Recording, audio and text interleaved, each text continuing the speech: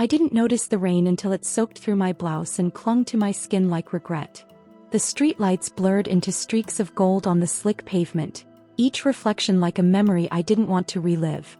My steps quickened, shoes squelching against the concrete, but I couldn't outrun the ache forming in my chest. Just hours ago I thought I was on the verge of something beautiful. Bryce Langston, the man I'd dated for nearly a year, had asked me to have dinner with his parents. He said it with that warm smile that always disarmed me. "It's time, Amira. You matter to me." I'd clung to those words as I did my makeup earlier, choosing a soft blush blouse I'd made myself. I'd dared to imagine something permanent, maybe even a proposal on the horizon. Instead, I found myself walking into a mansion that made me feel invisible, into a world that had no space for someone like me. Their house was stunning, elegant, and their eyes, sharper than the crystal chandelier above us. Bryce's parents were the kind of wealthy that filled the silence with judgment.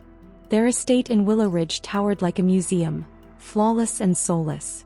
The dining room table could seat 20, yet only 4 sat that night. Still, I had never felt smaller. His mother greeted me like a scanner. One look from head to toe and I felt classified. His father was polite, but so detached I may as well have been the waitress. I smiled through it, told myself it was nerves, tried to mimic grace.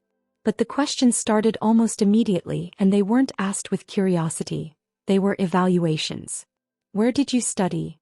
Just a vocational program? A seamstress? Isn't that limiting? Do you rent or own? Each answer chipped away at me. I felt my voice getting quieter, my breath shorter. And Bryce? He sat there. His fork clinked, his eyes stayed low. Not once did he say, "Amira's brilliant," or even, "Mom, please." Not once. By dessert, my stomach was a knot of shame and silence. I could no longer hold up the mask. I set down my napkin gently like it might break. "Thank you for dinner," I said, voice steady despite the storm inside me. "I have an early start tomorrow." His mother gave a nod so slight it might have been a dismissal. His father offered a tight smile. Bryce stayed seated. I lingered, hoping, praying, that he'd rise, take my hand, whisper that he didn't care what they thought. He didn't. I walked out alone into a rain that now poured in sheets. It masked my tears, which felt like betrayal pouring down my cheeks. I clutched my purse like it held the last piece of me, my heels loud on the pavement, echoing the hollow sound of goodbye. I didn't go straight home. I couldn't. My mom, Dahlia, has a fragile heart. Literally. Stress isn't safe for her. I couldn't let her see me like this. She would carry my heartbreak as if it were her own. So I kept walking. Alone. Humiliated. The lights from a 24-hour coffee shop glowed ahead like a lighthouse in the dark. I pushed the door open and slipped inside, soaked, dripping, broken. The warmth and smell of roasted beans wrapped around me like a hug I hadn't realized I needed. I ordered the cheapest drink on the menu, then sat near the window and stared out into the storm. The glass was foggy, the world outside blurred. But the truth I'd avoided was finally sharp. This wasn't just about Bryce. It was about me. About how I had allowed myself to believe I wasn't enough unless someone like him said I was. About every hour I'd hunched over a sewing machine, dreaming small because the world told me to stay in my lane. And I had believed him. Believed that meeting his parents meant I mattered. But when the moment came to speak up for me, he chose silence. As I cupped my drink in trembling hands, heat seeped into my skin, melting the numbness. I thought about the first time I ever sewed something. I was 9. My mother, Dahlia, had brought out an old, sputtering sewing machine she'd kept under the bed. "Your hands are gentle, Amira," she'd said, guiding mine with her own. "And gentle hands make beautiful things." I'd spent that summer making crooked stitches on scrap fabric while she clapped like I was Coco Chanel. We lived in a tiny rental apartment in the old part of Willow Ridge. 2 rooms and barely enough space to dream. But she made it magic. Painted our kitchen cabinets mint green. Sewed curtains from old bedsheets. Made birthday cakes from boxed Mix and Love. She worked as a receptionist at a dental clinic and came home every night tired but smiling. Even when her heart fluttered in scary ways. Even when the stairs became too much. She never complained. Never made me feel like I was less than. That night at the coffee shop I realized something. My mother had spent her life sewing me together with strength. And I was not going to unravel now. Our apartment in East Willow Ridge had paper-thin walls and a heater that rattled in winter. but it was filled with color and stories. Mom never made me feel the weight of what we didn't have. She gave me purpose instead. While other kids rode their bikes until dusk, I was folding laundry, cooking spaghetti, patching holes in our clothes. Small ways of helping her rest. Not because she asked. Because I wanted to. She had risked her health to bring me into the world. The doctors had warned her. A child could be too much strain on her weak heart. But she told them, I'd rather live a short life with Amira than a long one without her. That love never left me. It stitched itself into my bones. So, when people questioned why I didn't chase a fancy career, why I chose tailoring, I stopped trying to explain. They didn't understand. I wasn't just sewing fabric. I was preserving my mother's legacy, her strength, her creativity, her refusal to let poverty define us. And if Bryce's mother couldn't see that, then maybe I was never meant to sit at their table anyway. By high school I knew my path. I didn't want flashing cameras or runway shows in Paris. I wanted to make gowns for real women. Dresses that hugged the body like confidence. I enrolled in Willow Ridge Vocational Arts straight out of graduation. No big scholarships, no ivy-covered buildings. Just a 2-year course and a heart full of ambition. I worked part-time at an alterations shop to pay for my tools and fabric. Mom's eyes sparkled every time I showed her a new sketch. She'd say, "You're stitching dignity into every piece." So it wasn't easy. Rent was late more often than not. Sometimes our fridge held little more than eggs and rice. I remember Christmases where I made gifts out of scrap fabric. Scarves, dolls, even a patchwork tote bag for Mom that she still uses. But we laughed through it all. We danced barefoot on the kitchen floor. And when I finished my first real evening gown, emerald satin with pearl buttons, Mom turned our hallway into a runway and made me model it while she played. I wasn't going to go to the fundraiser that night. I just worked a 12-hour shift. My hands were raw from stitching, and I didn't feel like pretending I belonged at a place where people wore jewelry worth my yearly income. But my best friend Tessa begged me. "You need a break, Ami. Just one night. Please." So I put on the only fancy thing I owned, a navy blue dress I made for my cousin's wedding, and went. The event was at the Willow Ridge Historical Hall, all chandeliers and champagne glasses. I felt like an imposter. That's when I saw him. Bryce. He didn't have the look of someone trying too hard. No forced smile. Just a quiet confidence that made him seem safe. He walked over, complimented my dress, then asked, "Did you make it yourself?" When I nodded, a genuine spark lit up his face. "That's impressive. I can't even sew a button." We talked about everything. Favorite foods, music, even our worst jobs. I forgot to feel self-conscious. For the first time in years someone saw me. Or so I thought. After that night, Bryce became a steady presence. Calls. Coffee dates. Quick lunches near my shop. He'd bring croissants and ask about my day, always listening like what I said mattered. He told me he was studying business. That his family owned real estate and auto dealerships. "But I don't want to ride their coattails," he said once. "I want to build something for myself." Sounded noble. I admired that. He never mocked my work, even when I showed up to fancy restaurants in handmade blouses. He said I was the most resourceful person he'd ever met. For months I let myself fall.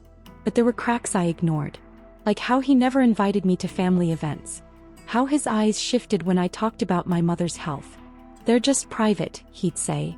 "You'll meet them eventually." I held on to that, eventually, like it was a ring box. And when the invitation finally came, dinner with his parents, I took it as a sign that I'd finally been accepted into his world. But I didn't realize yet. That world was already rejecting me before I stepped through the door. The night of the dinner, the rain had started as a drizzle, just enough to darken the sidewalks. Bryce couldn't pick me up, something about a work meeting running late. So I took the bus across town, clutching my umbrella and praying my dress didn't wrinkle. That's when I saw her.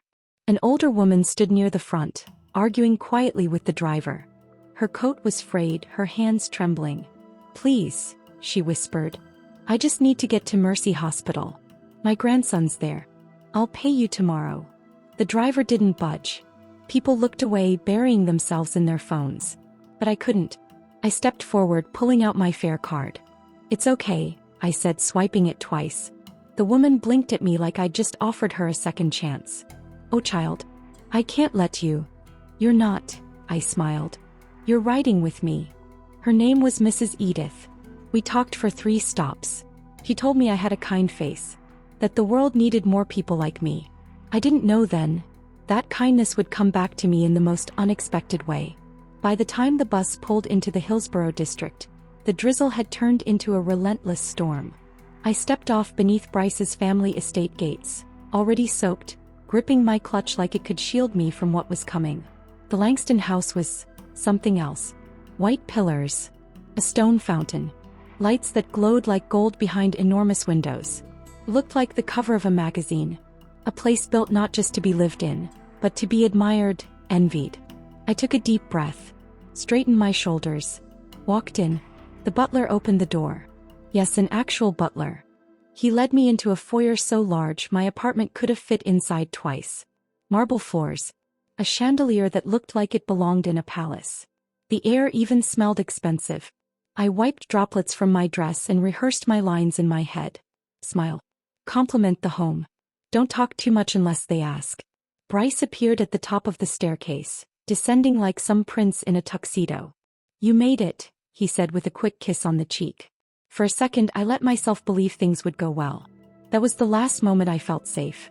The dining room was set like a royal banquet. A table that could have hosted a state dinner stretched beneath crystal light. His parents were already seated. His father stood to shake my hand, firm, formal, detached. His mother didn't rise. She simply nodded and scanned me with eyes that felt like a measuring tape. Natalie, is it? She asked, already knowing. We've heard some things. Not good things. That much was clear. Thank you for having me, I said, trying to sound confident. Your home is beautiful. His mother didn't respond, just adjusted her napkin and resumed her wine. Dinner started with idle chat, charity galas, a hedge fund Bryce's father was launching, a foundation they sponsored. I tried to smile, nod, throw in small comments when appropriate. But each one was followed by silence. Or worse, glances. The kind that whispered, she doesn't belong here. Then the questions came. So you're a seamstress? And you studied where? Oh, a 2-year trade school. Do you rent or own? Each answer felt like a door closing. Every glance from them felt like a warning. And Bryce said nothing. I kept waiting. Waiting for Bryce to say something, anything. To take my hand, meet his mother's gaze and say, this is who I chose. But he just sat there, smiling politely, stirring his soup.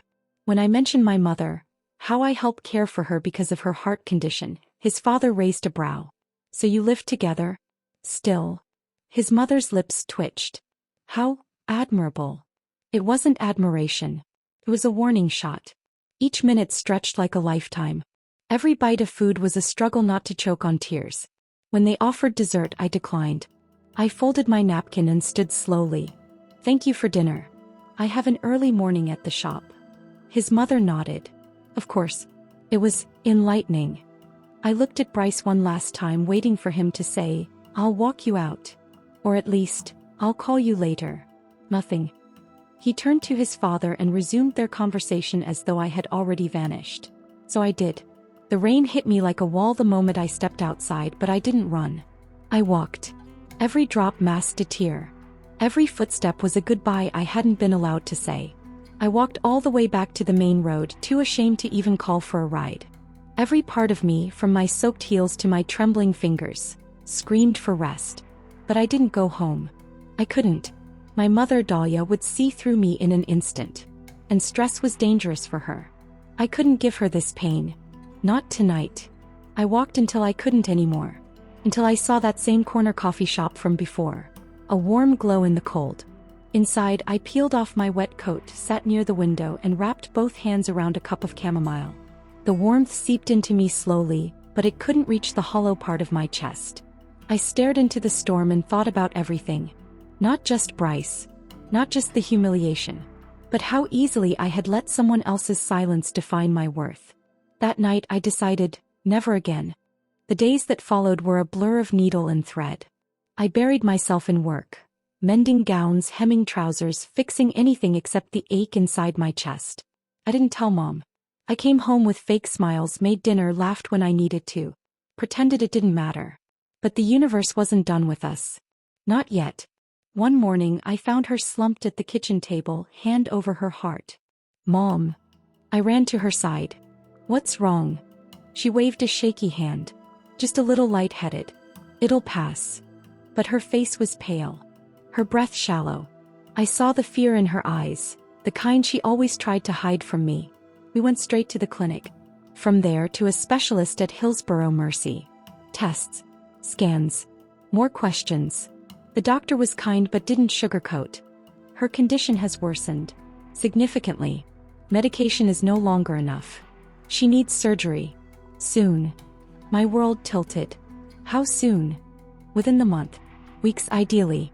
Without it." He didn't finish the sentence. I knew. And I had no idea how we were going to afford it. I stayed seated in that cold office long after the doctor left, clutching the paper he gave me like it was burning my hands. The surgery estimate ranged from $80,000 to $100,000. Might as well have been $1 million. We didn't have insurance. We barely had enough saved for next month's rent. "There are assistance programs," the doctor had said gently. "But most are prioritized for children, cancer patients, or critical accident cases. Still, I'll give you a list to try." A list. That was his parting gift. A stack of charity numbers and grant websites. That night, after Mom fell asleep on the couch with a hot water bottle pressed to her chest, I sat at the kitchen table and started calling. One by one. Some didn't answer. Others politely declined. "I'm so sorry, sweetheart. But we're only taking pediatric heart cases right now. We require a referral from a major hospital. You'd need to show recent proof of income below $15,000. Every polite no was like a dagger. I had never felt so helpless. I was watching the one person who had sacrificed everything for me slowly fade, and there was no ladder long enough to pull her out. 3 days later, I broke a promise to myself. I called Bryce. I told myself it wasn't for me, it was for Mom. She needed help. I had no other options. Maybe he wasn't the man I hoped he was, but he had the resources. He answered on the second ring. "Amira? Well, I wasn't expecting to hear from you." I didn't waste time. "My mom needs open heart surgery. Urgently. We don't have the money. I was wondering if you could help. Just until I figure out the rest. I'll pay you back every cent." Silence. Then a low, humorless chuckle. "Wow," he said. "My mother literally warned me this would happen. Said you'd come knocking one day." I felt like someone had slapped me. "This isn't about us. It's about saving her life." "Yeah, well, I'm sorry she's sick. But I'm not your bank. Don't call me again, Amira." And he hung up. I stared at the phone.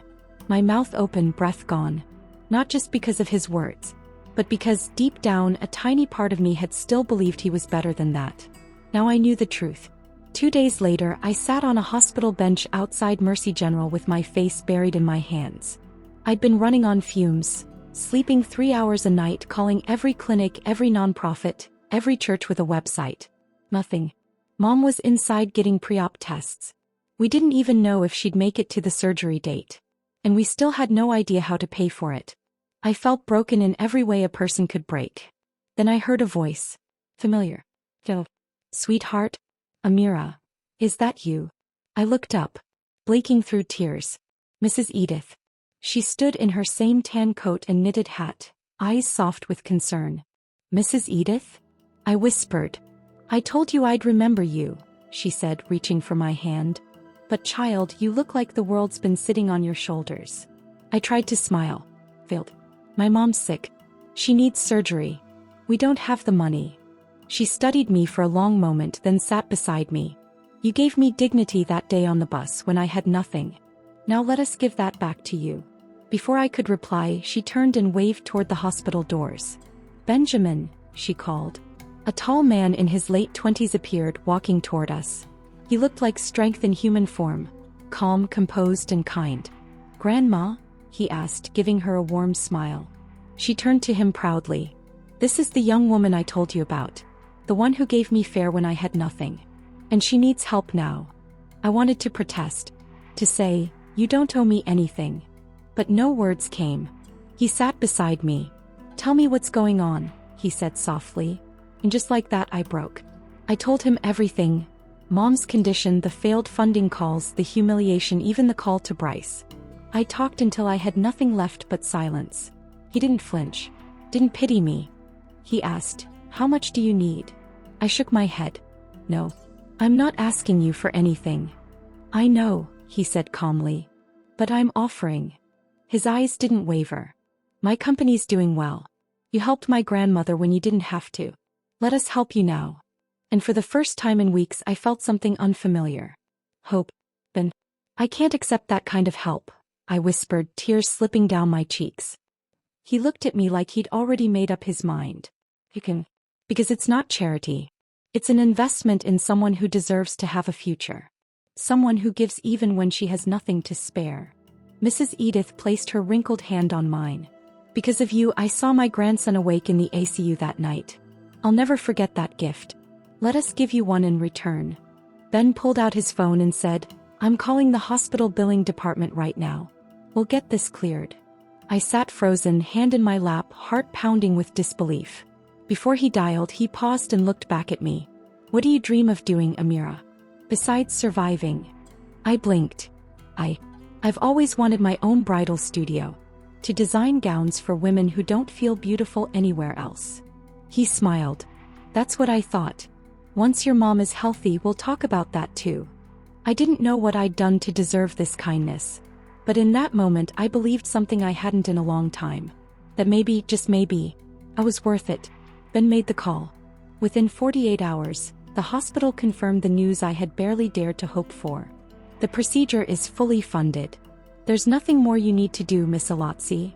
I sat on the floor of our apartment and cried, long, quiet sobs of relief that emptied out weeks of fear. On surgery day, I held my mom's hand as they wheeled her into the operating room. She looked tired but peaceful. Don't let this scare you, she whispered. Pain can grow into something beautiful. Just give it time. I smiled through my tears. I'm not scared anymore, Mom. Not now. The operation took 6 hours. I paced every hallway in Mercy General. Ben and his grandmother stayed with me the entire time, bringing me snacks I couldn't eat, telling stories I could barely hear. But I felt their presence like scaffolding holding up my soul. When the surgeon finally emerged, his smile was quiet but sure. She made it. She's resting now. She'll recover fully with time. I collapsed into a chair and whispered, thank you, again and again, as if it could ever be enough. The months after surgery moved slowly, like dawn stretching over dark hills. Mom regained color in her cheeks. Her laugh returned, light and true.